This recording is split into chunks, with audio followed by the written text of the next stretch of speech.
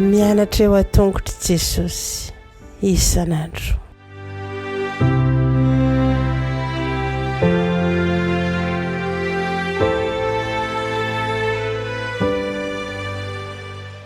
Valy miarabantsika tsirairay avy indray tonga eto amilesina ho an'ny lehibe sika amin'ity anio ity fa dia manasanao nanak'izany hatramin'ny farany.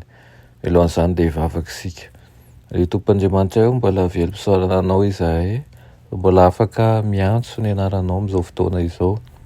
Saotranao ihany koa izay mbola manome anay ny teninao mba hahafahanay mijoro manjakariva fanarahana anao. Mangataka aminao Tompo mba hamela ny fahadisoanay sy ny heloka rehetra ary taonanay manjakariva ny amin'ny fitiavanao. Mitenena Tompo fa vonika iainao anao zahay. Anaran'i Jesosy, amen. Lohateny lesona antsika androany dia manao hoe mpandray sy mpizara fahasoavana isika. Mpandray sy mpizara fahasoavana isika. Asaiko ianao maky manjakariva ny Efesiana 5 fa eo am-pamakiana azy dia asaiko ihany koa mandinika ny fomba iantsoan'i Paoly antsika izay iaina araka ny filazantsara. Raha manomboka mamaky an'io Efesiana 5 manko ianao dia mety tsy ahita avy hatrany eo am-piandohana ny herin'ilay loahevy dehibe izay voizinao. Tsara ary raha tomboka ao hatrany amin'ny Efesiana 4 ny 7 izany. Dia lazain'i Paoly ao amin'ny Efesiana hoe aoka ozy samy aleha fanahy amin'ny namany avy ianareo ka ifampiantra sy ifamela heloka tahaka ny namelan'Andriamanitra ny helokareo ao amin'ny Kristy.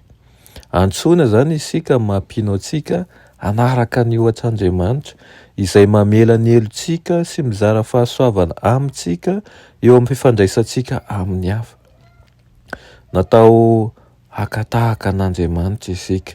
Ampifanoheran'ny Paoly io fomba fiainana manahaka ny fitiavan'Andriamanitra io sy ny fomba fanaon'ny mpanompo sampy. Tsy mihevitra ny hafa ho rahalahy na anabavy ao amin'ny tompo ireo faran'ireo fa mampiasa azy ireny ho amin'ny fahafinaretana ranofo kosa ary mirehareha amin'izany izy avy eo.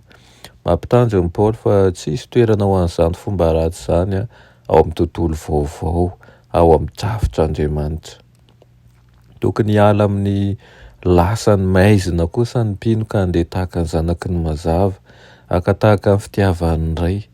Mbola mampitanjona indray manko Paoly ao amin'ny asany maizina, atao amin'ny asany ao amin'ny miafina zany.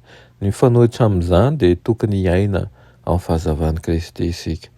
Tsy handany ny andro mpiainantsika amin'ny fahamamona isika fa hanararoatra ny fotoana kosa.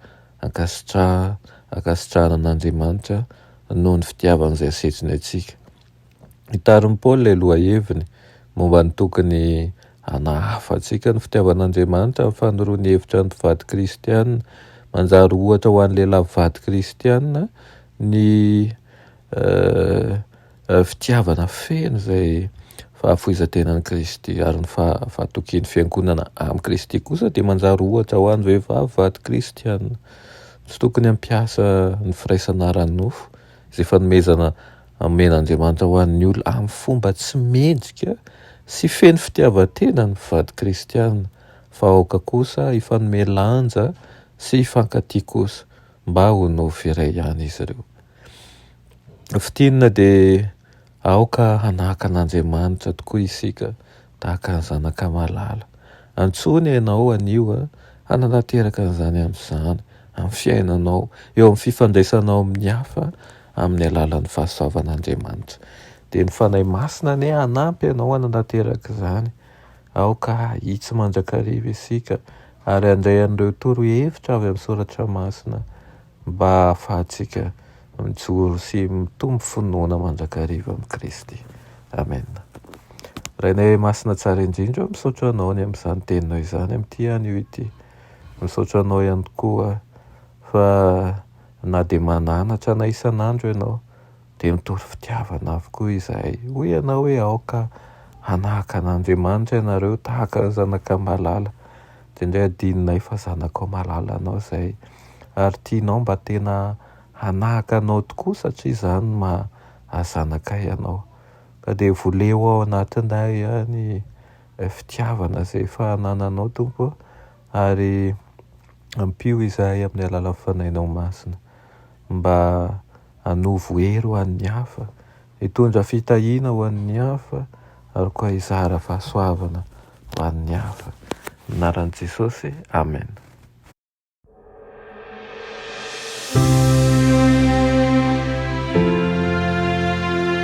Mianatra eo an-tongotry Jesosy isan'andro.